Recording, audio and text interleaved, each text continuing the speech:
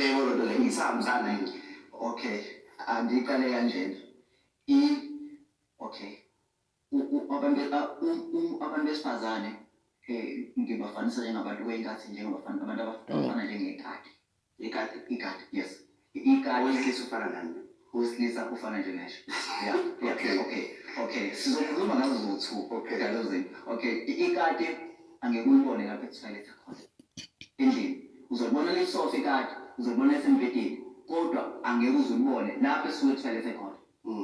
Iyasithanda. Okay. Yes, ngiyalelo point. Umuntu esifazane kumele ube umuntu kanjalo. No, ngeke uthi ngisendele WhatsApp njengamanje ngitshela ukuthi alave and then nawe usuthi alave. Umuntu wesilisa uphatha ngendlela umeveza ngayo umuntu esifazane. Let's that truth. Yingakho kunale gama elithi inja. Inja yakho umuntu esifazane ibophe inja yakho. No, ibophe inja yakho.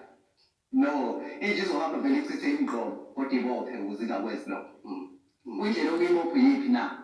Inja yakho iyakela iphonto ukuthi abantu besilisa they need sex. Women want sex. Men need sex, I repeat. Ngoba ezinye izinto ekuncaneni bethu asitshenanga. In the age of 15, 16 years. This is why iy'ngane ey'ningi ey'mithayo is under age of 15 and 16 years. Ngoba abazali abayitsheni. Ababatsheni nge-adolescence ukuthi kuzokwenzakalani njengabanye kusoshintsha. Yini ezokwenzeka? Umfana uzofika kanje. Yes. Abantu besilisa umuntu wesilisa